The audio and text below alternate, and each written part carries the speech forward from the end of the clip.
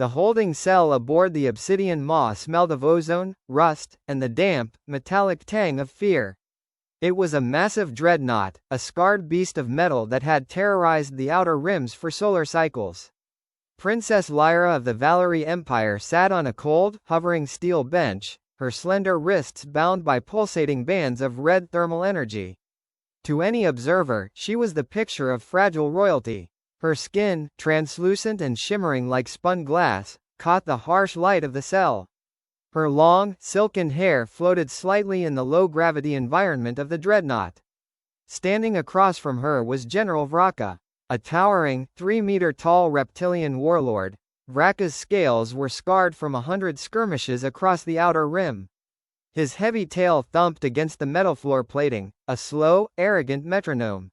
Your father's empire is a collection of poets, glass-blowers, and philosophers, Princess, Vraka hissed, his dual tongues tasting the air, sensing the chemical composition of her distress. They have no standing armada. They have no warrior caste. By the time they debate the ethics of paying our ransom in their Grand Senate, my fleet will have stripped your homeworld of its core resources.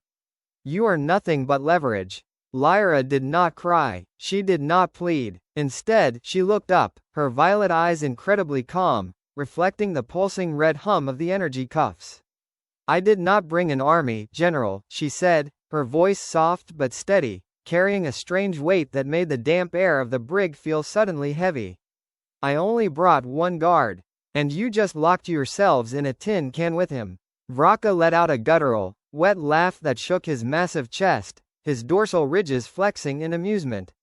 A single guard? Against 300 heavily armed Vorath mercenaries? You royals really do live in a fantasy. On the upper bridge of the Obsidian Maw, the central tactical hololith flickered to life, displaying a detailed biological analysis of the secondary prisoner they had pulled from Princess Lyra's diplomatic shuttle. The chief science officer, a spindly, multi-eyed insectoid named Xylar, tapped furiously at his holographic console. He stared at the data streams in a mixture of amusement and utter disdain. General Vraka, Xylar's voice crackled over the ship-wide comms. We have completed the biological scan of the princess's sole defender. The creature hails from a newly registered star system. Sector 4G, planetary designation, Earth. Vraka tapped his throat communicator. And what does the scanner say, Xylar? Is this the great threat the princess speaks of? Hardly, General. Xylar clicked his mandibles in laughter. The planet is indeed classified as a Category-8 Deathworld due to its extreme atmospheric pressure, volatile weather patterns, and highly aggressive microscopic pathogens. However, the specimen itself is laughably fragile. He possesses no natural armor plating. His skin is thin and easily punctured. He lacks venom glands, acoustic weapons, or biological cloaking. He has no natural claws or fangs. He is a bipedal sack of water and soft tissue. Where is he now? Vraka asked, looking back at Lyra with a cruel smirk. We have thrown him into the lower waste processing deck, Xylar replied. The automated system has initiated a chemical lockdown. The air is being evacuated as we speak. He will suffocate in less than 2 minutes. A pathetic end for a pathetic protector. Lyra merely closed her eyes, a faint, knowing smile playing on her lips.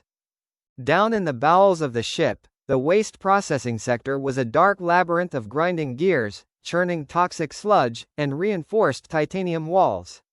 The environment was designed to kill. John sat on a heap of discarded metal scrap, adjusting the collar of his simple, dark fabric uniform. He felt the sudden drop in atmospheric pressure. His ears popped, and the distant, heavy hum of the ship's life support pumps changed frequency as the oxygen valves hissed shut, evacuating the air to suffocate the pest. To a galactic standard species, this sudden drop in oxygen would trigger immediate panic, rapid cellular decay, and unconsciousness within 90 seconds. But John's ancestors had survived high-altitude hunts, deep-sea diving, and the crushing pressures of Earth's heavy gravity. His dense muscle fibers, efficient pulmonary system, and high-capacity hemoglobin adapted instantly. He did not gasp. He did not run. Instead, he took one deep, controlled diaphragmatic breath, packing oxygen into his lungs, and stood up. He walked over to the reinforced pneumatic seal of the primary maintenance shaft. The door was rated to withstand 3 metric tons of pressure, locked tightly by a hydraulic piston. John wedged his fingers into the narrow gap where the rubber seal had slightly degraded over cycles of neglect. His muscles, forged under a gravity well 3 times stronger than the ship's current setting, flexed. With a low, guttural grunt, he pulled. The metal groaned. The hydraulic piston hissed in protest, then sheared completely. With a loud bang, John manually wrenched the 3-ton blast door open. On the bridge, a red warning light began to flash rhythmically on the environmental console. Minor power fluctuation in Sector 4, the bridge technician reported, blinking his large, compound eyes in confusion. And, the pneumatic seal on waste chute 12 has suffered a structural failure. It appears to have been forced open from the inside. Vraka's laughter died in his throat. He stared at the monitor. Forced open? With what? He was stripped of all plasma cutters and explosives. Our sensors do not detect any thermal signatures of tools, General, Xylar stammered. He used his bare hands. His kinetic output is off our baseline scales. Vraka's jaw clenched. He is still just one unarmed animal. Send a retrieval squad of 4 heavy enforcers to Sector 4. Tell them to bring his head. I want to show the princess how fragile her savior truly is before we begin the ransom broadcast. In the lower corridors, John slipped through the damaged pneumatic door. The air here was thin, but breathable. He moved with a silent, deliberate grace. He didn't have a weapon, but a Deathworlder on an alien ship was surrounded by weapons. He spotted a heavy conduit line carrying liquid coolant under high pressure. Grabbing a discarded titanium strut from the floor, John pried the conduit wall open. A jet of freezing, pressurized gas hissed out. Using the strut as a lever, John jammed it directly into the primary power distribution node for Sector 4. The electrical arc was blinding. A massive surge of static feedback traveled up the power lines, blowing out the localized generators and plunging the entire lower half of the dreadnought into pitch-black darkness. The 4 heavy enforcers marched down the narrow, dimly lit corridors of Sector 4. They were massive, crab-like humanoids encased in thick, motorized power armor, carrying high-output plasma rifles. They moved with the supreme confidence of galactic conquerors. Suddenly, the corridor went completely black. The emergency red lights failed to spark. Report. Status. The squad leader barked into his helmet comms. The primary power lines in Sector 4 have been completely severed. The bridge technician's voice crackled back, heavily distorted by static. But that is impossible. Those cables are encased in lead-reinforced conduit. It requires a heavy plasma cutter to. The audio feed cut out with a sharp burst of white noise. Switch to thermal imaging, the squad leader commanded. The enforcers activated their high-end thermal visors, expecting to see the bright, glowing red silhouette of a warm-blooded mammalian invader. But they saw nothing. The corridor was a uniform, chilly blue. What they did not understand was that humans possessed an incredibly complex thermoregulation system. By pressing himself flat against the cold, unpowered metallic walls of the ship and controlling his breathing, John's external skin temperature rapidly masked his thermal signature against the background noise of the freezing sector. A soft thud echoed behind them. The rear enforcer spun around, raising his heavy rifle. But before his targeting computer could lock on, a shadow materialized from the darkness. A hand reached out of the dark. It didn't strike the armor, it grabbed the barrel of the plasma rifle. With a terrifying display of raw, high-gravity-bred physical strength, John twisted his body. The metal barrel of the rifle shrieked and bent like soft clay, rendering the weapon useless. Before the enforcer could cry out, John used the pirate's own massive, armored momentum against him. Grabbing the shoulder plate, he threw the 300-kilogram armored soldier directly into the reinforced bulkhead. The impact cracked the alien's heavy carapace through the armor, knocking him unconscious instantly. "He's here. Target locked," the squad leader screamed, firing blindly down the hallway. Bright blue plasma bolts illuminated the metal corridor, melting the pipes and throwing superheated sparks into the air. But John was already gone, moving with an agile, flowing speed that defied the heavy, lumbering armor of the galactic soldiers. To him, the ship's low gravity made him feel practically weightless. John closed the distance in a fraction of a second. He slipped under a swinging armored fist, delivering a precise, heavy open palm strike to the structural joint of the second enforcer's knee. The joint buckled with a sickening metallic pop. John grabbed the falling soldier's plasma rifle, stripped the volatile power cell in a single movement, and threw it like a kinetic grenade at the remaining two guards. The resulting concussive blast threw them off their feet, leaving them incapacitated in the dark.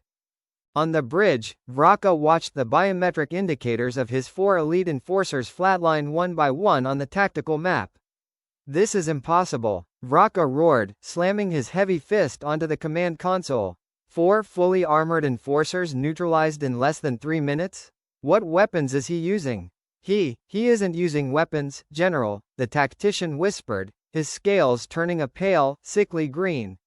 The kinetic sensors in the corridor reported no energy discharge other than our own rifles. He is dismantling our soldiers with pure physical force. To him, our heavy armor is as brittle as decorative glass. Seal the blast doors. Lock down the elevator shafts. Vraka ordered, panic finally creeping into his voice. Vent the entire deck into space. I don't care about the ransom, kill him. We can't, General, the technician panicked, desperately tapping at the unresponsive console. He has manual control of the environmental overrides from the maintenance substation. He's coming up the central elevator shaft. How? Vraka bellowed. We disabled the elevator power. He's climbing, sir, the technician said, his voice trembling. He is climbing the structural support cables. By hand. He is scaling 40 levels of vertical steel in minutes. Vraka turned to Lyra, his eyes wild with a mixture of rage and terror. What is he? What kind of monster did you bring onto my ship? Lyra simply smiled. A human. I told you, they are highly efficient. The heavy, triple-reinforced blast doors of the bridge hissed. They didn't open fully, instead, they began to groan. The thick titanium alloy began to buckle inward as if under the weight of a hydraulic press. With a final, deafening shriek of tearing metal, the doors were pried apart, leaving a jagged gap. John stepped onto the bridge. His uniform was torn, showing the deep purple bruises where a plasma bolt had grazed his shoulder. A thin line of red blood ran down his temple, but his gaze was steady, cold, and utterly locked on Vraka. He didn't look tired. He didn't look defeated. He looked like an apex predator that had finally cornered its prey after a long, exhausting hunt. The remaining bridge crew, terrified by the sight of the bloodied, unstoppable Deathworlder, shrank back. They drew their sidearms but refused to step forward, their hands shaking as they aimed at him. Vraka, realizing his back was against the wall, grabbed Princess Lyra by her collar, dragging her up from the bench. He pressed a high-output thermal blaster against her temple. One step closer, Deathworlder. Vraka screamed, his bravado completely replaced by sheer desperation. I will pull this trigger. I will vaporize her instantly. What do you have to say to that, brute? What could a primitive mercenary like you possibly gain from dying for her? John stopped. He looked at the blaster pressed against Lyra's head. Then, slowly, the tension left his shoulders. He didn't rush forward. He didn't raise his hands in surrender. Instead, a slow, mocking smile spread across his face. John stepped back, calmly crossing his arms over his chest. Dying for her? John asked, his voice calm, echoing in the quiet, tense atmosphere of the bridge. You think I'm her bodyguard to protect her from you? Vraka blinked, his grip momentarily loosening on the blaster as his mind struggled to process the human's words. What are you talking about? You are her protector. You fought your way through my entire ship to save her. I fought my way up here because she told me to clear a path, John said, his smile widening. I'm not here to save her. I'm here to make sure none of you run away. Beside him, Princess Lyra's terrified, fragile expression suddenly vanished. The soft, trembling posture she had held for hours straightened. The glowing red energy cuffs on her wrists suddenly flickered, turned green, and fell to the floor with a heavy metallic clang. completely bypassed by her own subtle, silent manipulation of the ship's internal security network. She turned her head slowly to look at Vraka. Her violet eyes, once filled with tears, now glowed with a deep, blinding, psionic light that illuminated the entire bridge. The Valari do not have a physical military, General, Lyra said, her voice dropping into a resonant, multi-layered register that vibrated directly inside Vraka's skull, bypassing his ears entirely. Because physical weapons are so terribly inefficient. Why build dreadnoughts when we can simply use yours? Vraka gasped, dropping the blaster as a sudden, agonizing pressure seized his brain. He fell to his knees, clawing at his scaled head as the princess's absolute mental authority flooded his neural pathways, rewriting his thoughts, his loyalty, and his very identity. Around the bridge, the remaining crew members collapsed to their knees, their eyes glazing over into a dull, hypnotic, violet stare. The galaxy is so quick to fear Earth because it is a deathworld, Lyra murmured, her voice calm and regal as she stepped over the kneeling, drooling warlord. She reached down and picked up Vraka's fallen golden crown, tossing it casually to John, who caught it with an easy grin. They focus so much on the physical danger of your species that they never look at who is holding the leash. John shrugged, placing the crown on the main console. Hey, as long as the pay is good and the travel is interesting, Your Highness.